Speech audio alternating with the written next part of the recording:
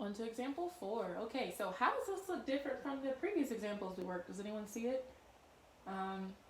So originally, before we had the absolute value by itself equal to just the number here, we have the absolute value, but we have a plus 5 also on the left-hand side of the equal sign. So what we need to do before we do anything else is move the rest of the A to the other side, okay? So this little trick right here where we divide it into two parts and we have a positive and negative only works when their absolute value side is on a side by itself. So the absolute value is not by itself, so we need to move this 5 first. Because the 5 is connected to the absolute value by adding, we do the opposite, which is subtraction, okay? And now when we do that, we get the absolute value of 2x is equal to 2. And now we are in that proper form. So the first thing that we need to do is just check if it's positive. That 2 is positive, so we are good to go. And then we can take whatever's on the inside of the absolute value, write it twice, and set one equal to the positive a and one equal to the negative a. So we're going to do positive 2 and negative 2. Okay, and we're getting that 2 from this value right here. And then we just solve. So we're looking for x. Our x is, has a 2 connected to it by multiplication. So we reverse that by dividing, okay? So here we get x is equal to positive 1.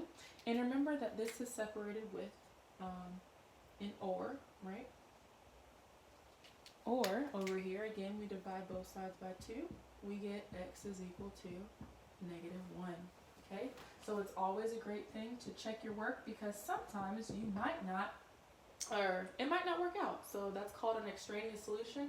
We have talked about that before. So essentially, it's always good to check to see if you have an extraneous solution, or really just to check to see if you did your math correctly. So you might get answers wrong just because you plugged in the wrong work. So that is definitely possible, okay? So I'm going to go ahead and rewrite the initial problem,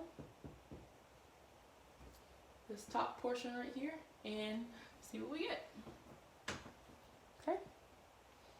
So we want to check our 1 first, so I'm going to write this entire thing. And instead of the x, I'm going to plug in a 1. Whenever you plug in, you should always use parentheses. Unless you're just super great with math, then you can leave that part off, I suppose. Just don't mix up your signs, okay? So here, 2 times 1 is going to be 2. We have the absolute value of 2. The absolute value is going to make whatever's on the inside positive. It's already positive. And 2 plus 5 is 7. So this one worked out because that's what we were looking for. And we do the exact same thing to check our negative 1.